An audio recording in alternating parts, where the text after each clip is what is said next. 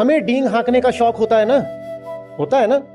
मेरा घर सबसे बड़ा, मेरी गाड़ी सबसे तेज, मेरा पति सबसे तेज, मेरे बच्चे सबसे होनहार, होता है ना।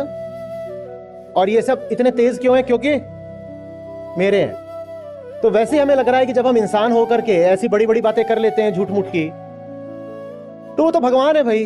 भगवान ने अगर बोल दिया कि मैं ही सब कुछ हूं और मेरी शरण आओ, ये पूरा ब्रह्मांड मुझ में समाया हुआ है, जीव भी मेरा है, जगत भी मेरा है, तो हमें लगता है कि ये तो वाजिब बात है भाई। बड़बोलेपन पर सिर्फ मनुष्यों का थोड़े ही अधिकार है। मनुष्य यदि बड़बोला हो सकता है, तो जिनको मनुष्य नहीं भगवान बनाया, मनुष्य स्वयं ही उन्हें महाबड़बोला होने का हक दे देगा। हाँ हाँ, बोलिए बोलिए, बिल्कुल सही बोल रहे हैं आप, बिल्कुल। अब वहां जाएंगे तो वहां ऐसे ही मिलेगा कि फिर स्वयं भगवान ने कहा कि मैंने ही ये सब कुछ चला रखा है, मैंने ही धारण कर रखा है। और इतना ही नहीं, वो इसका सचित्र वर्णन भी कर देंगे। और सिर्फ गीता में ही नहीं, तमाम जगहों पर, कितने ही ग्रंथों में। और ये भी नहीं कि सिर्फ सनातन धारा में, और भी दुनिया में जितनी भी धाराएं हैं उन सब में ये चला है। वो दिखा देंगे कि श्री कृष्ण एक व्यक्ति हैं और उन्होंने ऐसे ब्रह्मांड धारण कर रखा है। अभी कहीं पर किसी ने बाकायदा बनाया कि आपने आकाश गंगा का आकार देखा है? कैसा होता है? कैसा होता है? सुदर्शन चक्र जैसा होता है। सुदर्शन चक्र यूं ही श्री कृष्ण की उंगली पर नहीं दिखाया गया, वो प्रतीक है कि अपनी एक उंगली पर वो पूरी आकाश गंगा नचा रहे हैं। और उसके समर्थन में आप ये श्लोक सामने रख दीजिए कि देखा, उन्होंने कहा तो है कि मैं ही हूं जिसने सब कुछ धारण कर रखा है। तो बिल्कुल सही बात है, ऐसे हमारी पूरी आकाश गंगा, और वो अपने भक्ति भाव में ऐसे दिखा देंगे कि ऐसे पूरी आकाश गंगा है। और तुमने क्या किया? तुमने उनको भले बड़ा दिखा दिया, पर फिर भी अपना विषय बना दिया। हाँ या ना? बना दिया होगा, आकार में कितना भी बड़ा रखा तो आकार की सीमाओं के भीतर ही ना। तुमने असीम को सीम बना दिया। एक मूल बात याद रखें, वो आपको आपसे मिलवाने आए हैं। आप जैसे रहे आए, और आप मन में श्री कृष्ण की कोई छवि धारण कर लें, ऐसा गीता का उद्देश्य नहीं है। सब ग्रंथ हैं आपको आपका पता बताने के लिए। और मजेदार बात यह है कि आपको जब आपका पता बताया जाता है, आप वहां प्रवेश करते हो तो पाते हो कि वहां तो कोई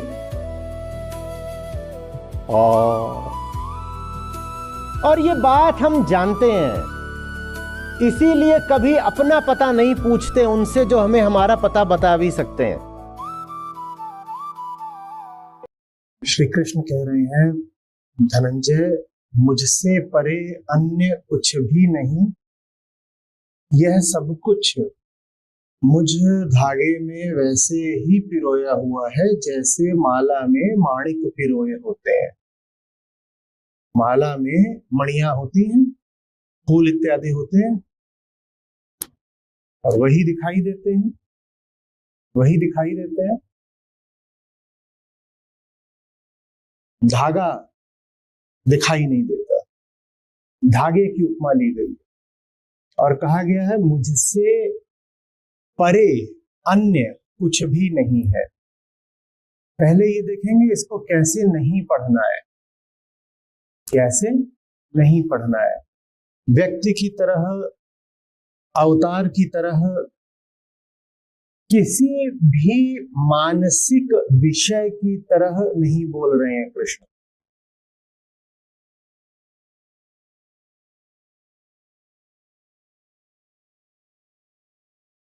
किसी भी विषय से कोई दावा नहीं आ रहा है, मैं ऐसा हूं, मैं वैसा हूं।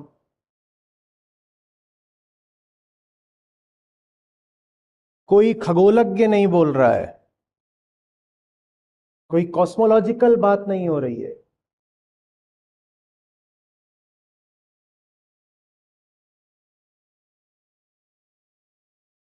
कोई पराभौतिक बात भी नहीं हो रही है। इसमें कुछ भी मेटाफिजिकल भी नहीं है।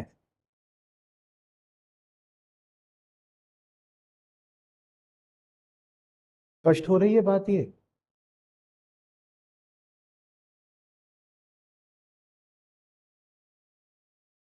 तो क्या बनकर बोल रहे हैं श्री कृष्ण? उत्तर है कुछ भी नहीं। कुछ भी ऐसा नहीं जो अहंकार की पकड़ में आ सकता हो।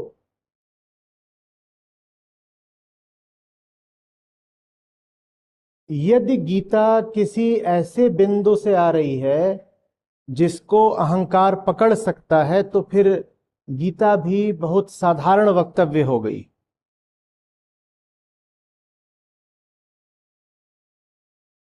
गीताकार यहां अपना परिचय नहीं दे रहे हैं, गीता पढ़ने वाले को उसकी सीमाएं याद दिला रहे हैं। और ये बहुत बहुत महत्वपूर्ण अंतर है। अगर ये अंतर आप नहीं समझेंगे तो आप वही गलती कर बैठेंगे जो सदा से की गई है गीता को और अन्य धर्म ग्रंथों को पढ़ने में। कोई धर्म ग्रंथ इसलिए नहीं होता कि आपका परिचय किसी पारलौकिक ईश्वरीय सत्ता से करा दे।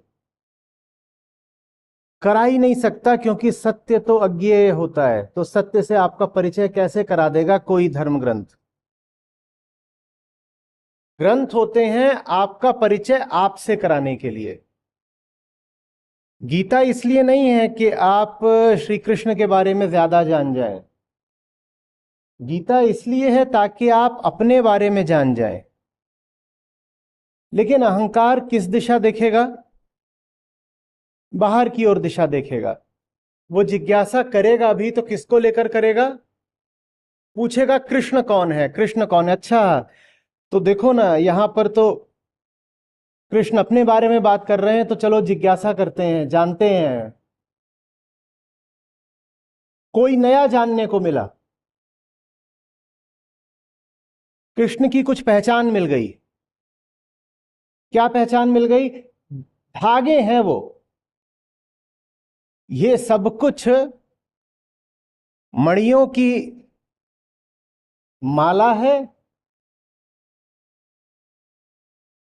और वो माला को एक में पिरोए रखने वाला सूत्र है, धागा है। पता चल गया। किसके बारे में पता चल गया? और किसने पता कर लिया? अहंकार ने पता कर लिया। किसने पता कर लिया? अहंकार ने कृष्ण के बारे में पता कर लिया। और सिद्धांत क्या है? अहंकार के सारे विषय किस तल पर होते हैं? अहंकार के सारे विषय किस तल पर होते हैं? अहंकार के ही तल पर होते हैं।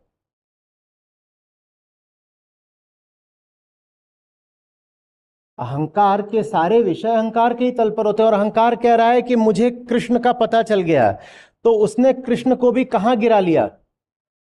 अपने ही तल पर। इसीलिए अगर गीता पढ़ने के बाद कोई बोले कि मुझे कृष्ण पता चल गए, तो उसने सब गुड़ गोबर कर दिया। गीता पढ़ने के बाद तो बल्कि यह पता चलेगा कि आज तक कृष्ण के बारे में जो सोचते मानते थे वो सब निरर्थक था। होना तो यह चाहिए कि गीता पढ़ने से पहले आपको कृष्ण पता हो, जैसे सबको पता होते हैं ना। सबको कृष्ण क्या पता है? माखन चोर नंद किशोर, यही तो है। और क्या है?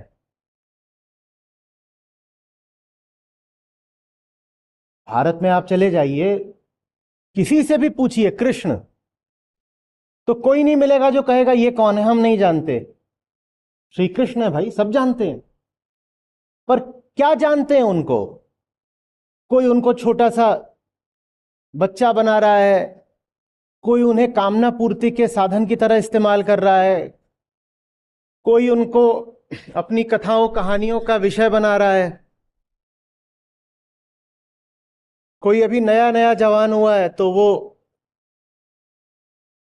राधा कृष्ण की जोड़ी के नायक के रूप में देख रहा है उनको।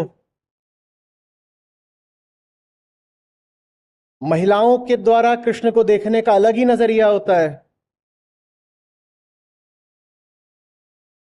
थोड़ी उम्र बढ़ी हुई है तो स्वयं को यशोदा मान लेती हैं, तो कृष्ण उनके लिए क्या हो गए? बच्चे हो गए। और अभी अल्हड़ उम्र की हैं तो खुद को राधा मान लेती हैं, तो कृष्ण उनके लिए क्या हो गए?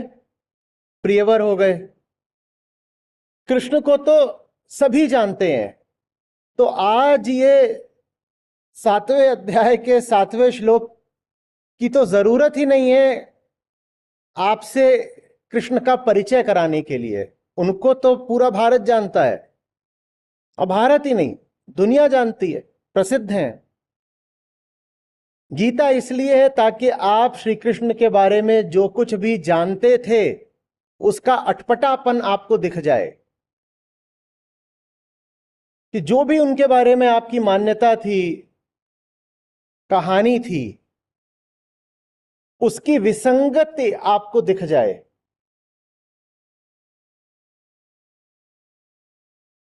बात आ रही है समझ में?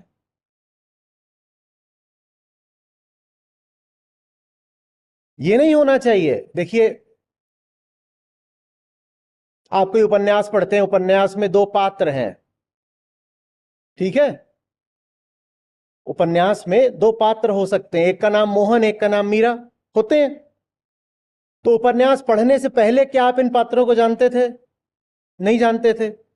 उपन्यास पढ़ने के बाद आप कहोगे अच्छा, अब हमें ज्ञान हो गया है, उपन्यास पढ़ा, जानकारी मिली, अब हम मोहन और मीरा को जानते हैं। सबने ऐसे उपन्यास पढ़े हैं ना, कि नहीं पढ़े हैं? उपन्यास पढ़ने के बाद आप किरदारों से परिचित हो जाते हैं। ठीक, गीता के साथ मामला बिल्कुल उल्टा चलेगा। गीता से पहले आप जानते थे, अर्जुन को भी जानते थे, दुर्योधन को भी जानते थे, और श्री कृष्ण को भी जानते थे, खूब जानते थे। दंत कथाएं हैं, और टीवी पर तो बाकायदा सीरियल आया था, जिन्होंने कुछ ना सुन रखा उन्होंने देखा तो था। सब जानते थे ना। उल्टा होना चाहिए, आपको कहना चाहिए पहले जानते थे, अब अपने जानने की भूल दिख गई।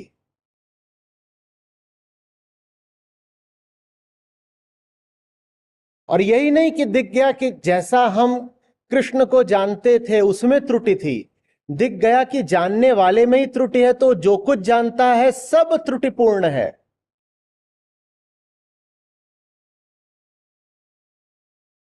ये गीता का काम है, आपसे आपका ज्ञान खुलवा दे, आपके भीतर और विषय जमा दे, नई छवियां पैदा कर दे। ये नहीं काम भगवत गीता का। तो अच्छे से समझिएगा कि श्री कृष्ण यहां अपना परिचय देने के लिए नहीं आए हैं। और कईयों को तो लगता है कि अरे बड़े हैं ना, भगवान हैं, तो यहां पर अपनी श्रेष्ठता का प्रदर्शन कर रहे हैं।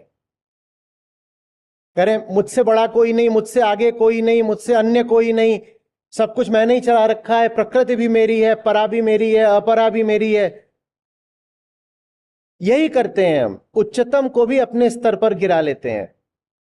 हमें डींग हाँकने का शौक होता है ना, होता है ना। मेरा घर सबसे बड़ा, मेरी गाड़ी सबसे तेज, मेरा पति सबसे तेज, मेरे बच्चे सबसे होनहार, होता है ना। और ये सब इतने तेज क्यों हैं? क्योंकि मेरे हैं। तो वैसे ही हमें लग रहा है कि जब हम इंसान होकर के ऐसी बड़ी बड़ी बातें कर लेते हैं झूठ मूठ की, तो वो तो भगवान है भाई। भगवान ने अगर बोल दिया कि मैं ही सब कुछ हूं और मेरी शरण आओ, ये पूरा ब्रह्मांड मुझ में समाया हुआ है, जीव भी मेरा है, जगत भी मेरा है, तो हमें लगता है कि ये तो वाजिब बात है। भाई बड़बोलेपन पर सिर्फ मनुष्यों का थोड़े ही अधिकार है। मनुष्य यदि बड़बोला हो सकता है, तो जिनको मनुष्य नहीं भगवान बनाया, मनुष्य स्वयं ही उन्हें महाबड़बोला होने का हक दे देगा। हाँ हाँ बोलिए बोलिए, बिल्कुल सही बोल रहे हैं आप, बिल्कुल। और हमें बिल्कुल भी अटपटा नहीं लगेगा कि हम क्या कर रहे हैं। हम उच्चतम का अपमान कर रहे हैं, हम सत्य को अपने ही स्तर पर गिरा रहे हैं। और जितनी भी पारंपरिक बातें हैं गीता के बारे में, जो प्रचलित ज्यादातर कमेंट्रीज चलती हैं, टीकाएं, भाष्य, आप वहां जाएंगे तो वहां ऐसे ही मिलेगा कि फिर स्वयं भगवान ने कहा कि मैंने ही ये सब कुछ चला रखा है, मैंने ही धारण कर रखा है। और इतना ही नहीं, वो इसका सचित्र वर्णन भी कर देंगे। और सिर्फ गीता में ही नहीं, तमाम जगहों पर, कितने ही ग्रंथों में।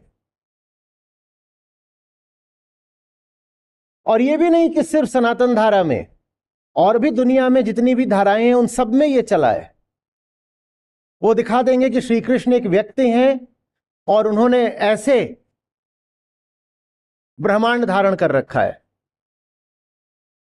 अभी कहीं पर किसी ने बाकायदा बनाया कि आपने आकाश गंगा का आकार देखा है, कैसा होता है? कैसा होता है? सुदर्शन चक्र जैसा होता है। तो सुदर्शन चक्र यूं ही श्री कृष्ण की उंगली पर नहीं दिखाया गया, वो प्रतीक है कि अपनी एक उंगली पर वो पूरी आकाश गंगा नचा रहे हैं। और उसके समर्थन में आप ये श्लोक सामने रख दीजिए कि देखा, उन्होंने कहा तो है कि मैं ही हूं जिसने सब कुछ धारण कर रखा है। तो बिल्कुल सही बात है, ऐसे हमारी पूरी आकाश गंगा, और वो अपने भक्ति भाव में ऐसे दिखा देंगे कि ऐसे पूरी आकाश गंगा है। और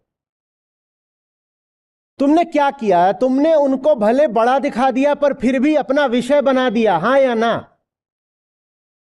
बना दिया होगा, आकार में कितना भी बड़ा रखा तो आकार की सीमाओं के भीतर ही ना। तुमने असीम को सीम बना दिया।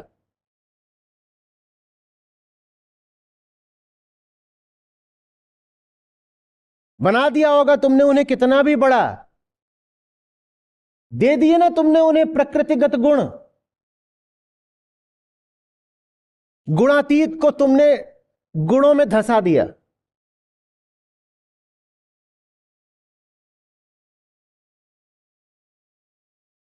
बात आ रही है ना समझ में? तुम स्कूटी हो, तुमने उन्हें 64 पहिए का ट्रक बना दिया और अपनी ओर से सोचा कि ये तुमने बड़ा सम्मान किया। ये तुमने सम्मान नहीं करा है, ये तुमने उन्हें उसी सड़क पर गिरा दिया है जिस पर तुम्हारी जिंदगी खराब हो रही है। पर बहुतों को लगता है कि हम तो छोटे से, हम क्या हैं? हम स्कूटी हैं। और श्री कृष्ण बड़े हैं तो वो क्या है? वो 64 पहिए वाला बड़ा ट्रक है। ऐसे दिखा दो, दर्शा दो। और इसमें हमारी सज्जनता और विनम्रता परिलक्षित होती है। इसमें तुम्हारा अज्ञान और तुम्हारी धूर्तता है, सज्जनता विनम्रता कुछ नहीं है। बात आ रही है समझ में?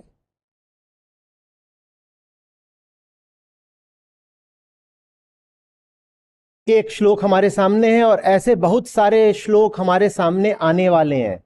किसी भी श्लोक को पढ़ करके कृपया सत्य के विषय में, जिसके सगुण प्रतिनिधि बन करके श्री कृष्ण बोल रहे हैं गीता में, कोई छवि ना बनाएं। एक मूल बात याद रखें, वो आपको आपसे मिलवाने आए हैं। आप जैसे रहे आए और आप मन में श्री कृष्ण की कोई छवि धारण कर लें, ऐसा गीता का उद्देश्य नहीं है। गीता आपको दूर की बात बताने के लिए नहीं है, गीता आपको आपकी बात बताने के लिए है। गीता आपको किसी और के सामने झुकवाने के लिए नहीं है। गीता आपको दिखाने के लिए है कि ऐसे जो तुम रबर जैसे और धूल जैसे बने हुए हो, जिसको झुकना पड़ता है और गिरना पड़ता है, क्या तुम सचमुच वही हो? केंद्रीय प्रश्न आपकी पहचान का है, दिव्यता के पते का नहीं है कि मुझे बताओ भगवत्ता और दिव्यता कहां निवास करते हैं, मैं वहां जाऊंगा।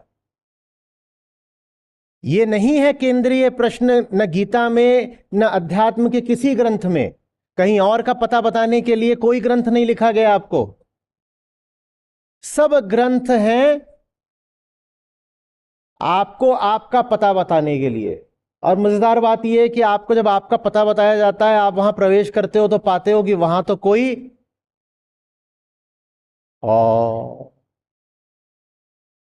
और ये बात हम जानते हैं, इसीलिए कभी अपना पता नहीं पूछते उनसे जो हमें हमारा पता बता भी सकते हैं, क्योंकि हमें पता है हमारे पते पर खाली डब्बा खाली बोतल ले ले मेरे यार, वहां कुछ नहीं है। डब्बा, ये डब्बा, तो हम कहते हैं भीतर झांका तो बड़ी गड़बड़ हो जाएगी, कोई दिखाई नहीं देगा। इससे अच्छा अरे बताओ, महानों के बारे में बताओ, अवतारों के बारे में बताओ, आदर्शों के बारे में बताओ, भगवानों के बारे में बताओ, सबके बारे में बताओ। अरे किसको बताओ? नहीं, ये तो नहीं पता कि सुनने वाला कौन है, पर बताओ, हम सुनेंगे। हाँ हम सुनेंगे, ठीक है, तुम हो कौन? हम देखो उस तरफ मत जाना, उस तरफ मत जाना। वो सवाल नहीं खड़ा होना चाहिए कि सुनने वाला कौन है, बस उसे सुनाओ, ब्रिंग इट ऑन। और बताओ, दो पुराण और लेकर के आओ। एक में लिखा था 14 लोक होते हैं, वो दूसरा लेके आओ, उसमें लिखा 18 लोक होते हैं। अरे उन लोकों में जाने वाला कौन है? नहीं, ये सवाल मत पूछना। यही सवाल अहंकार का मूल झूठ है। ये सवाल उठना ही नहीं चाहिए, अहंकार को असुविधा हो जाती है, फड़फड़ाने लगता है। बात आ रही है समझ में?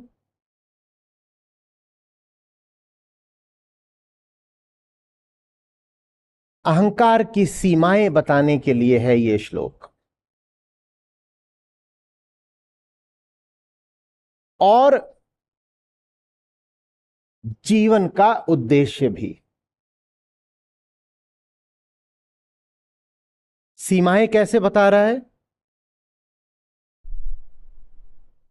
तुम हो, तुम्हारी दुनिया है, और उतना ही तुम जान सकते हो। काव्य पढ़ा है आपने? देखते तुम खुद को और देखते संसार को, द्वैत में जानोगे नहीं इस खेल के आधार को। तुम इतना ही जान सकते हो। तुम कहते हो ये मैं हूं और ये संसार है, ये मैं हूं ये संसार है, इसके अलावा कोई कुछ जानता हो तो बता दे। इसके अलावा कोई कुछ जानता है? ये मैं हूं और ये संसार है, और यहां हमारी पार्टी चल रही है, इतना ही तो जानते हो। इसके आगे का कुछ पता है? तो इसके आगे कुछ ऐसा हो भी नहीं सकता जिसको तुम जानो। लेकिन जो तुमने पार्टी चला रखी है, इसमें तुम पिट रहे हो।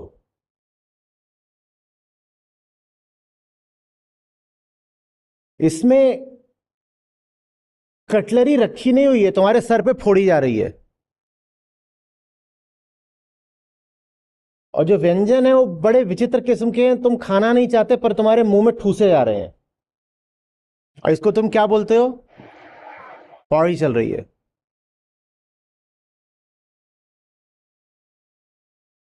तो इसलिए ये वक्तव्य है तुम्हें बताने के लिए,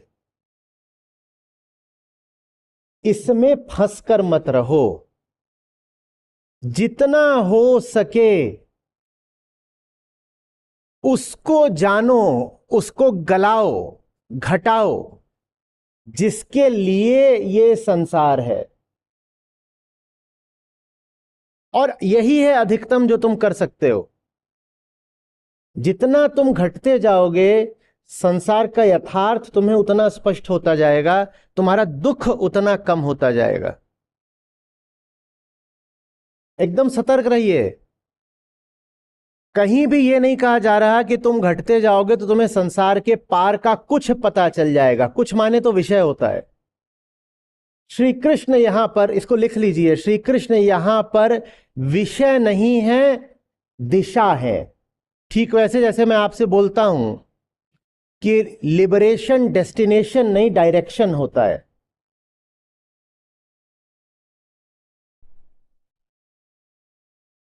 श्री कृष्ण यहां एक दिशा है, इसका अर्थ ये नहीं कि उस दिशा में कोई विषय है जिसे तुम जाकर के पकड़ सकते हो और गड़प कर सकते हो।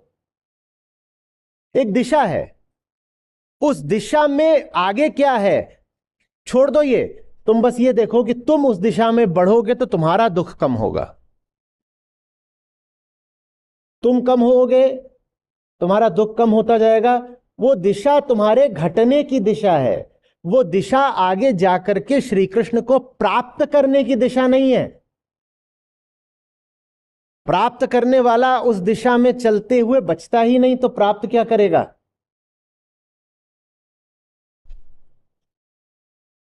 अगर इतना आपके भीतर उतर जाए, कड़वी गोली की तरह ही सही, गीता के श्री कृष्ण व्यक्ति नहीं है, विषय नहीं है, दिशा है।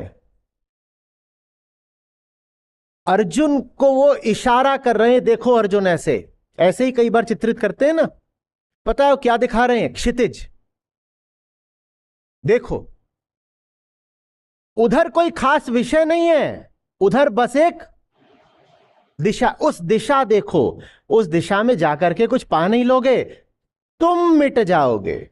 पूरी तरह नहीं, लगभग, क्रमशः, शनय शनय न्यूनतम हो जाओगे। वो दिशा कृष्ण को पाने की नहीं, खुद को घटाने की दिशा है। कृष्ण को विषय मत बनाना। अहंकार की चाल है, उनको विषय बनाओगे तो उनका उपभोग कर ले जाओगे, अपनी ही इच्छाएं और कामनाएं उन पर आरोपित कर दोगे और फिर कहोगे अब मेरी कामनाएं पूरी करो ना।